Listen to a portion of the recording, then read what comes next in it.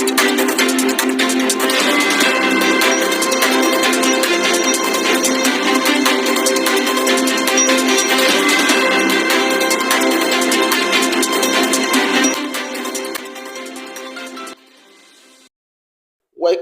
to Placid News TV. Human rights lawyer Femi Falana on Channels TV program Politics Today with Shehu. The human rights lawyer accused General Ibrahim Babangida of distorting history while reacting to the former head of state's autobiography book launched recently. He strongly disagrees with the former head of state account. Relax, sit back, and watch this interview. Don't forget to subscribe, comment, like, and share.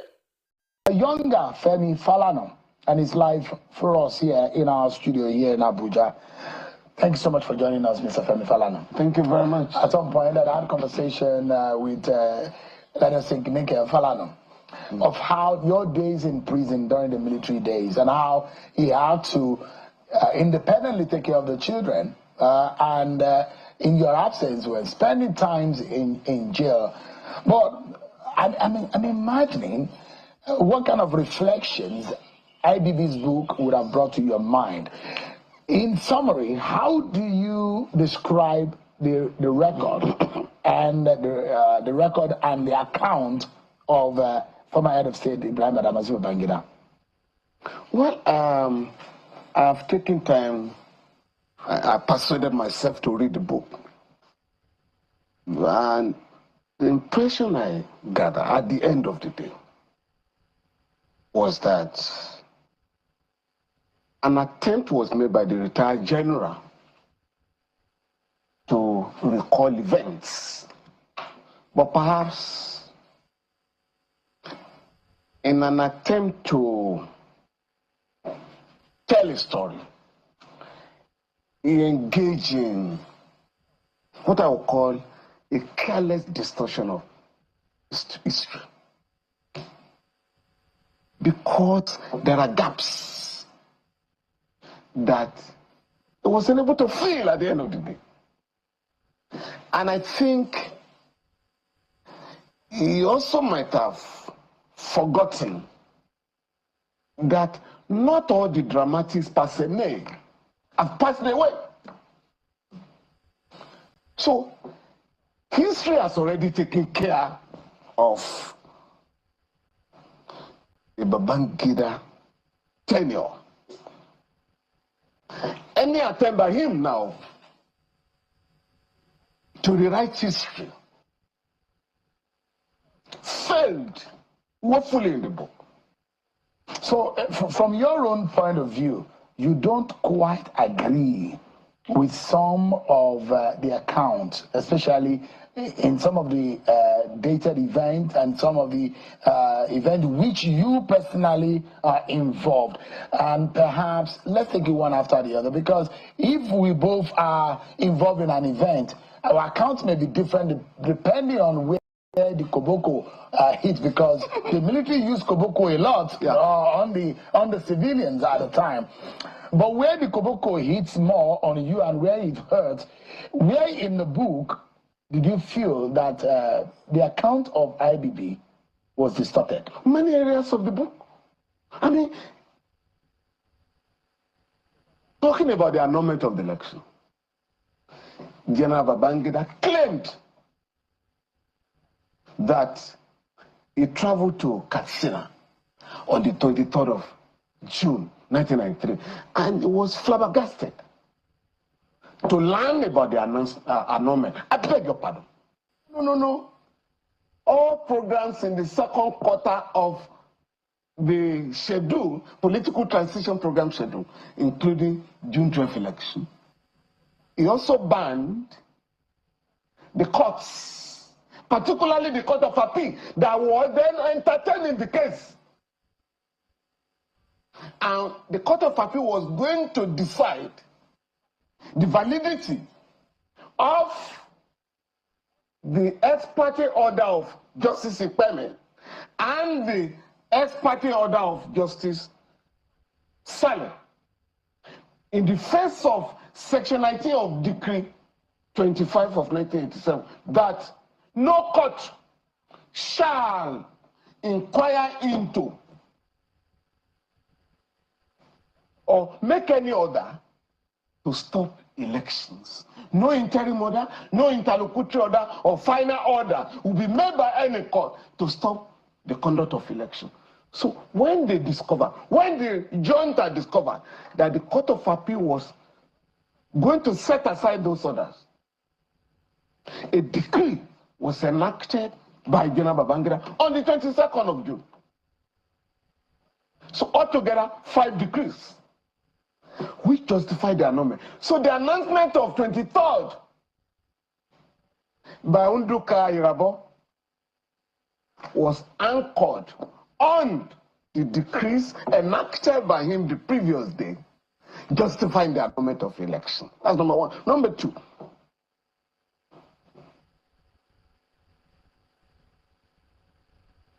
between 23rd of August and 26th,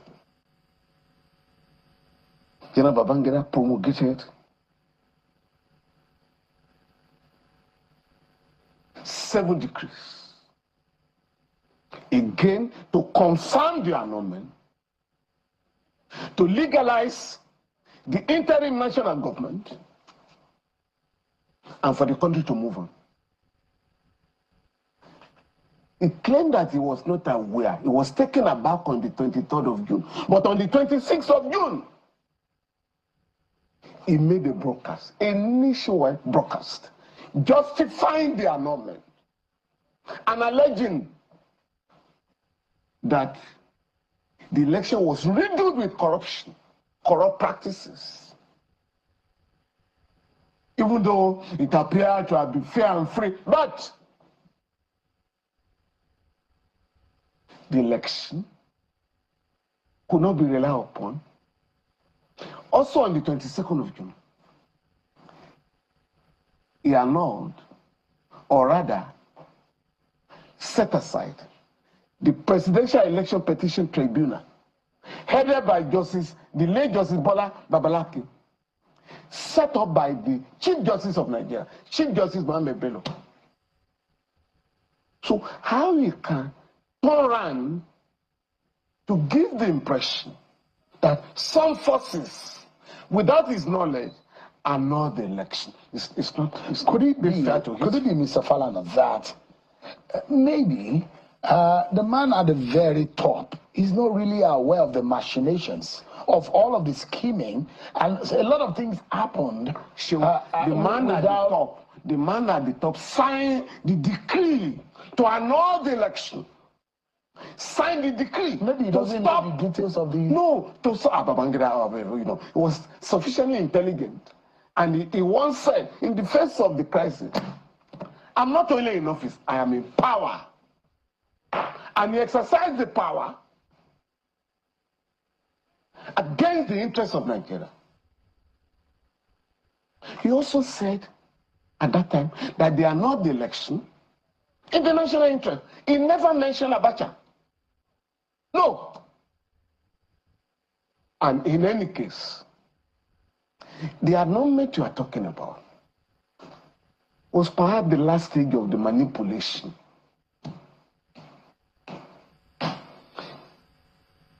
Following the criminal annulment of the election, the campaign for democracy organized peaceful protests in many parts of the country. General Babangida ordered that the late Chief Gani Fawehinmi, the late Dr. Bekoran Somkuchi, and myself be arrested and brought to Abuja here, where we were charged before a chief magistrate in Wuse here for the allegations were unlawful assembly, conspiracy, unlawful assembly, and sedition. What was the sedition about? That we had published the results of the election, which he has just published in his book. But at that time, it was a criminal. He made it a criminal offense. Our bail was refused at the instance of the government. Again, the junta thought foolishly that once we were put away, there would be no protest in the country any longer. So we were sent to Kuje prison here. Again, sensing that we might get bail in the High Court, General Babangida ordered that we be detained in addition to the court remand under the State Security Detention of Persons Decree number 2 of 1984. And so we were detained. Now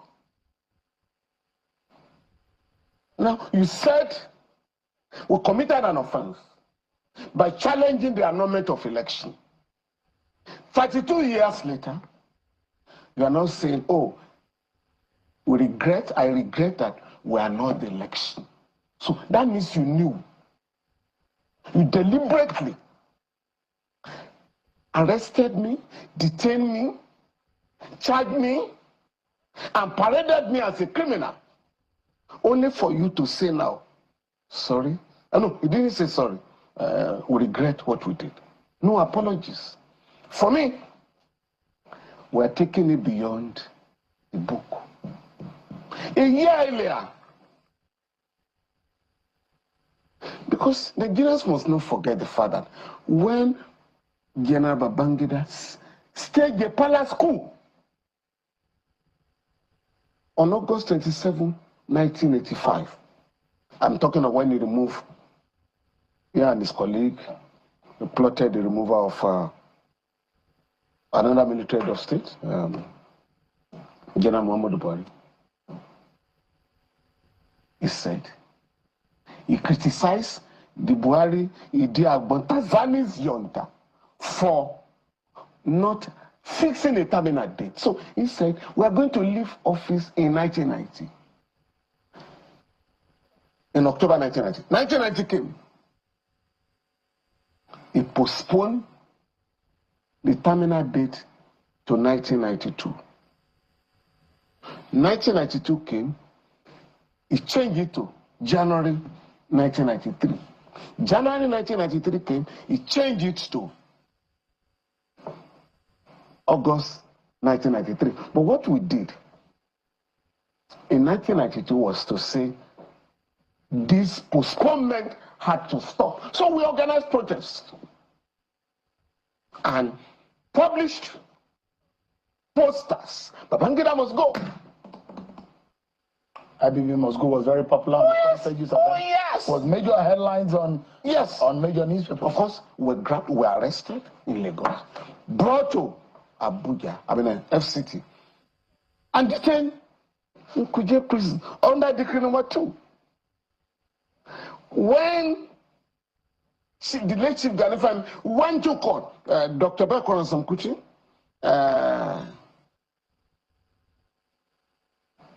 Baba Omojola, an economist, and myself were brought to Kuje prison in 1992. Chief Falana went to court on our behalf. For going to court on our behalf, he too was arrested and made to join us in prison. So I think on the 19th of May, they decided us in prison that we're going home. So we packed our things. The vehicle that was taking us to the airport purportedly made some maneuver, and we found ourselves at the Gwagwalada Chief Magistrate Court, where we were charged with treasonable felony. Of course, they brought the then announced president to join us. So 5 of us were charged with treasonable felony. Since we had no access to our lawyers, so the late Chief Ganifan and I decided to defend ourselves and our colleagues. So even though we're asking for bail, we turned our arraignment to the trial of the junta. And I recall on that occasion, Chief Falana told the judge, my chief magistrate, Malam Balama, that those who should be standing trial for treason, those who should be in this dock, are in the villa, led by General Babangida, because they had sacked, they had overthrown a democratically elected government on December 31st, 1983. So those are the people that should be standing trial. Mr. And of course, no, just a point. When it came to my turn, I made it clear to the judge. This section of the law, Section 41 of the Criminal Code Act, which provides anybody who forms an intention to remove the president of his country during his term of office, otherwise than by constitutional means. I said, my lord, the man calling himself my president has no fixed term of office. So I couldn't have been brought here. Of course, the judge adjourned. 2 weeks later, he granted us bail, very liberal term, 20,000 around one shot in like so. The regime could not stand another proceeding. They couldn't go back to court. So that we don't turn the thing into a full trial of General Babangida and others. So they simply ran away. And the case was struck out. So I am going to challenge the malicious prosecution. My malicious prosecution and that of my colleagues. Is it not time bound? Because, No. I mean, so you want to prosecute General Babangida for whatever happened in his time as a military head? Now, I've assembled a team of lawyers, they are looking into it, because he has now brought it to life. What exactly are you bringing? He has brought it back to life by now admitting that there was no basis for my prosecution, because he now says Abiola won the election, which was the basis of our protest. He's also saying, you know, he shouldn't have, you know, postpone the terminal date of his transition program, which again we're fighting. So which means there was no basis for our prosecution. It's malicious. Again, massive infringements of our rights, human rights. Because when you keep me in Kuje prison, you deny me my right to liberty, my freedom of movement. You also violate my right to choose the government of my country, pursuant to Article 13 of the African Charter. Is the matter not settled bad? No, it's not settled bad. Because the man who did it has just come out to say, I did it wrongly. Mr. Falana, there is something that you said you have... And again, let me say this. You know, it's not in our court that you can talk of something being started. So bad, yeah. In the ECOWAS court in Abuja here, in the case of Femi Falana and Republic of Benin and others, the court said any violation after 3 years cannot be pursued here. But later, you know, the improvement of the jurisprudence of the court has now come to the conclusion. I think that was in the case of Federation of Journalists, you know, Gambia, and the government of that country, that once you are talking of serious, gross abuse of human rights, statute of limitation does not apply. Let me take you on one very, very controversial matter that was also raised by the former head of state in his book, and it has to do with the late Delegiwa. And let me quote part of what he said. He said, and I quote, "My sense of loss was, however, overwhelmed by the public outcry and the feeling of tragedy in the introduction of an entirely novel mode of killing in our country, coming a few weeks after the OIC crisis, which led to the retirement of my number 2 Commodore, Ebitu Kue. I saw Giwa's wicked and cruel murder as part of a series of booby traps and acts of destabilization being hatched against the administration." End of quote.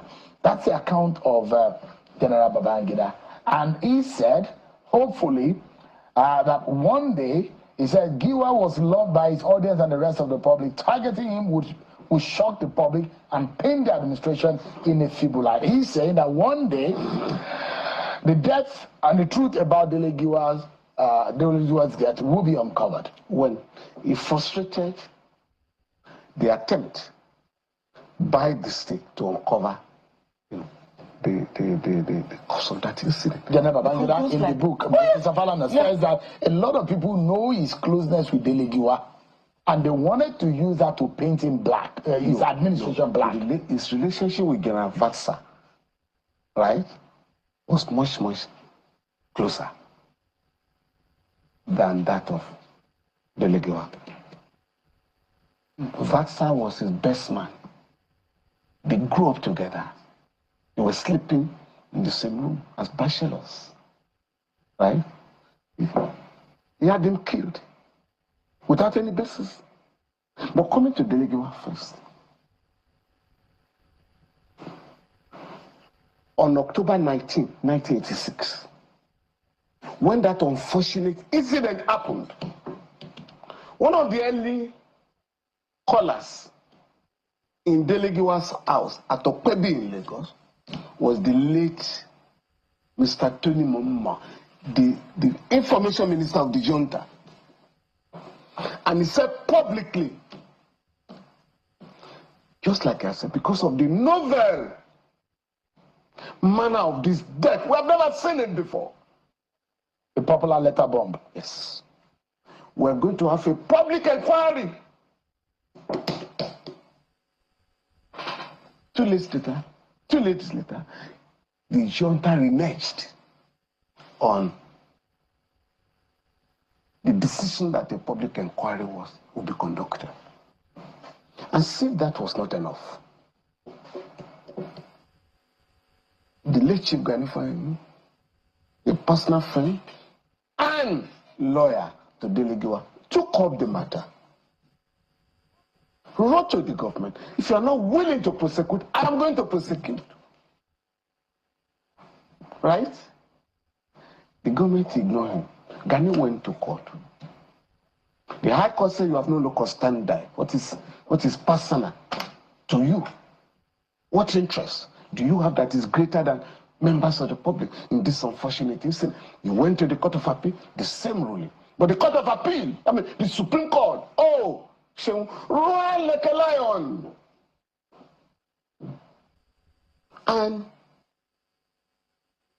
in a very unique jurisprudential exposition, the Supreme Court held. I think the leading judgment was delivered by Justice Obaseki, who said, in Nigeria, you cannot challenge a concerned citizen for questioning the death of another person. The late Justice Esho put it in a more admirable manner when he said, the English concept of brother, neighborliness, requires blood brother, has nothing to do with us in Africa, where you have the extended family system, and that in matters of this nature, we are all our brothers' keepers. And therefore, Gani as a locus standard. You know what happened? Gani then went to start the battle from the trial court all over again. Unknown to him, the junta had secretly amended the law, Criminal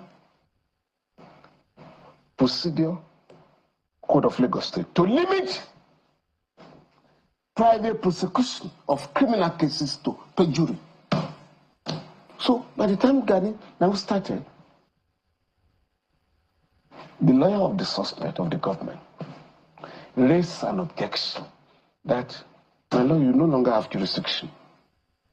The right to prosecute anybody for murder has been shifted. This matter was raised at Oputa. Gani gave his evidence. I was going to make reference to Justice Oputa. And Mr. Falana, I'd like us to wrap up in this manner. I imagine that perhaps the reason, the intention of General Babangida was to lay a lot of questions, answer them, and lay things to rest, and offer a public apology. Unfortunately, the book has raised more questions. And you think it has opened more Pandora box. Now, the question here is that, is it possible that we move away from this history? Take the one of Mama Vatsa, right? It was a case of premeditated murder. Whereas Vatsa and other officers were arrested in December 1985 on suspicion that they were planning a coup. At that time, the law did not allow the military. And so what happened?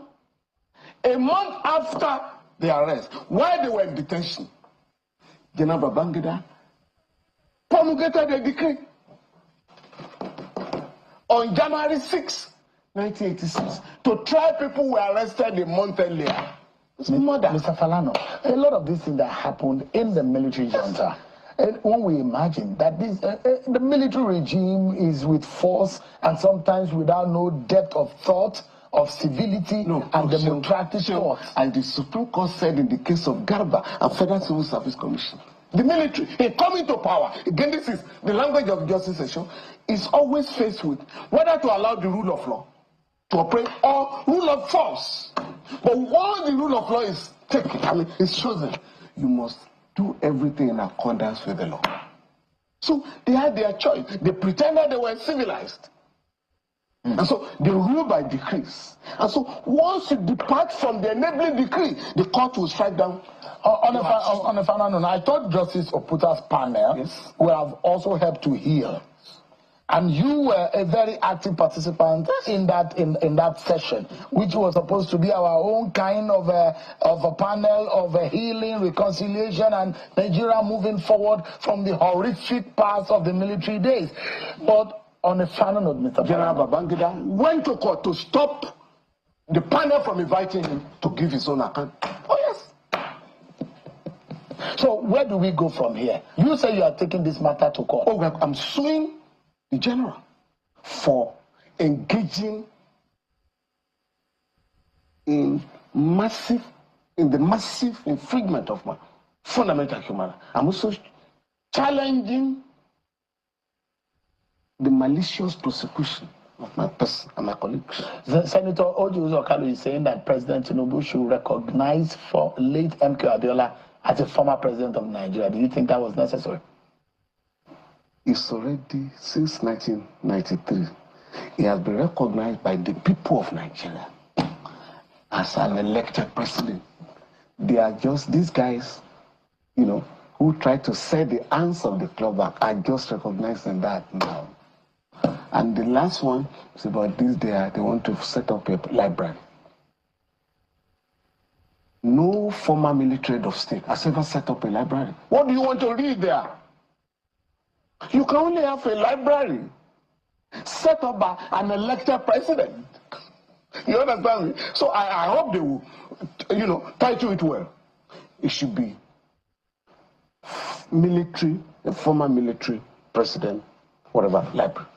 It shouldn't just be a presidential library because you confuse people. General Babangida made it clear that he was military president, and there are those who debated that there is nothing like that. No, there's nothing like that. No. You can't have a military president because a president is elected by the people. And so he said why he chose the title in the book, why he chose the title president was that he did it in line with the suspended provision of the Constitution. That suspended provision of the Constitution did not recognize a military dictator. Everybody every officer under that Constitution must be elected. Mr. Falana, thank you so very much. Do let us know as you move on with your litigation. For sure. Thank you so much.